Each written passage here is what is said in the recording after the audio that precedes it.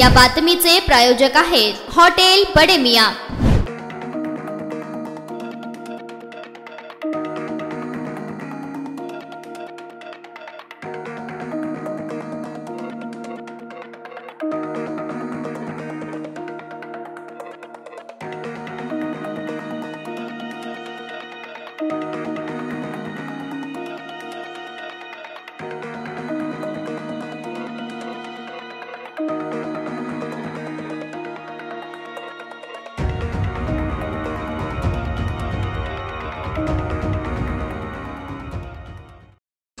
लोकप्रधानमध्ये आपल्या सर्वांचं स्वागत। आज आपण दक्षिण सोलापूर तालुक्यातील कंदलगाव या ठिकाणी आलेलो आहोत।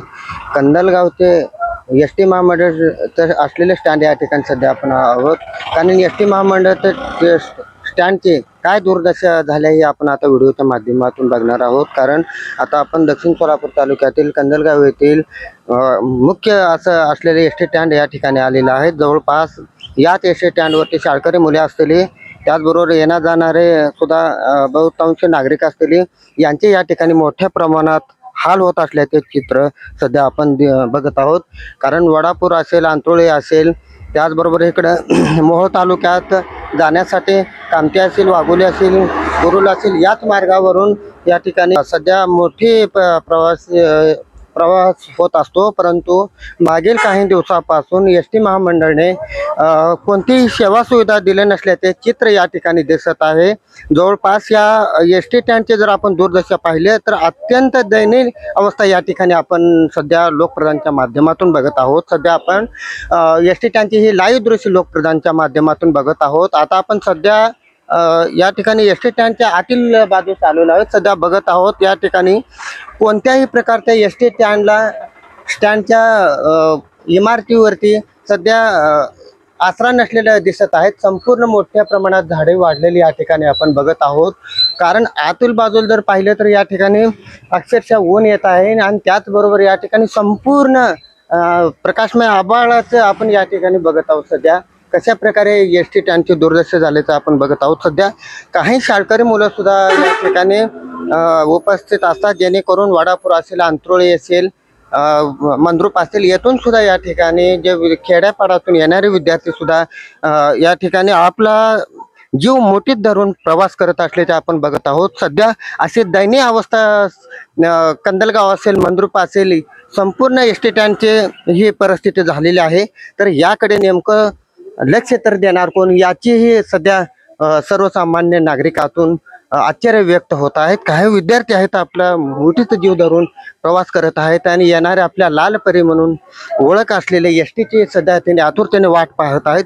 मागील काही दिवसापासून एस टी महामंडळाचा गलथान कारभार आहे, त्या गलथान कारभारांचं कुठेतरी फटका शाळकरी विद्यार्थ्यांना, त्याचबरोबर वयोवृद्ध नागरिकांना बसत आहेत। आणि एस टी मंडळाने 75 वर्षावरील सर्व वयोवृद्धांना एस टी हे मोफत केले, परंतु एस टी महामंडळाची सेवा सुविधा मिळत नसल्याने संपूर्ण नागरिकातून कुठेतरी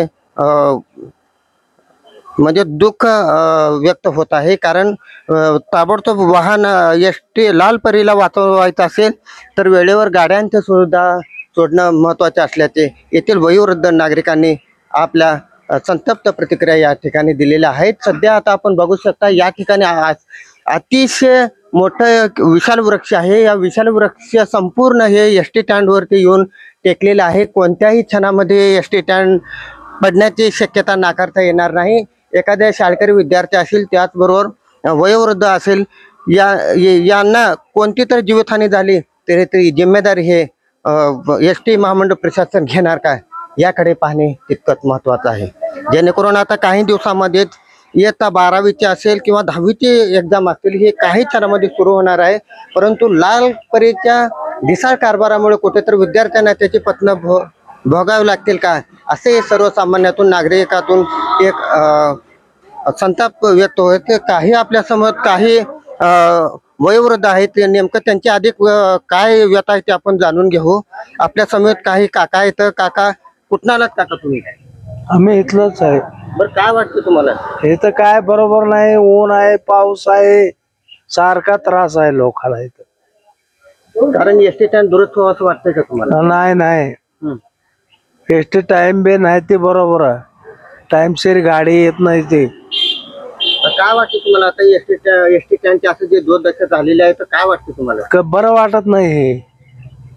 पावसात भिजते ते, उन्हा काय सगळं वर ओढून गेलंय, खाली ओढून गेलंय, काय नाही बरोबर. कारण तुम्ही या संदर्भात पाठपुरावा केला का एसटी महामंडळाकडे? काय केलं नाही ते. कारण काही नागरिकांनी आपल्या संतप्त भावना व्यक्त केलेल्या आहेत, जेणेकरून वारंवार सुद्धा एसटी महामंडळ प्रशासन असेल किंवा शाळकरी विद्यार्थ्याने जे आपल्या भावना ते प्राचार्यापर्यंत पोहोचवले आहे, परंतु त्यांनी पाठपुरावा केला, परंतु एसटी महामंडळाचा ढिसाळ कारभाराचा प्रयत्न एकदा लक्षणं आपल्या समोर आलेले आहेत. काही महिला वर्ग आपल्या समोर आहेत, आपण अधिक माहिती त्यांच्याकडून जाणून घेऊ. आपण नेमकं त्याने कशा प्रकारे या ठिकाणी आपला जीव मोठी धरून प्रवास करत आहे ते अधिक माहिती त्यांच्याकडून जाणून घेऊ. मावशी, आपलं नाव? जन्नती बी अल्लाउद्दीन शेख. तुमचं गाव? अंतरोळी. किती वेळ झालं तुम्ही बसून? 1 घंटा झाला. वट व्हायचं नाही, काय करायचं. आधी एसटी वेळेवर येत होती? कुठलं आधी येत होती इकडल्या मार्गी, आता यायची नाही. काय वाटतं तुम्हाला आता एसटी स्टँडची ही दुर्दशा काय करायचं पुन्हा? आमच्या गरीबाचं कोण दरकार घेणार आहे काय? तर काय वाहन नाही, दुसरं तर वाहनच नाही. काय 10 रुपये जास्त कम जाऊ दे, नाहीच वाहन. परंतु या संदर्भात तुम्ही गावच्या सरपंच वगैरे यांच्या संपर्क साधला का आपल्या गावात? आमचं गाव अंतरोळी, इथं काय असं काय करायचं? अंतरोळीला रेग्युलर एसटी येत होती. त्यांची गाड्या घोड्या आहेत, आपल्या गरीबाचं काय नाही. त्यांची गाड्या घोड्या आहेत, येतीच जाते. जाणून बुजून एसटी महामंडळ प्रशासन पाहिजेच आम्हाला पाहिजेच. त्रासच आहे. डोनगाव तेलगाव मध्ये येत होती, आता नाही. तिकडं बंद जाऊन इकडं एकच एसटी आहे. येळाची आता 3 वाजता बसावं का सांगा मी, तर काय करायचं? महामंडळाने एसटी सुद्धा वेळेवर सोडत नाही तर काय करायचं? काका, आपलं नाव? अब्दुल शेख. कुठल्या तुम्ही? अंतोळी. किती वेळ झालं तुम्ही या ठिकाणी बसून? आता तासभर झालं बसलो.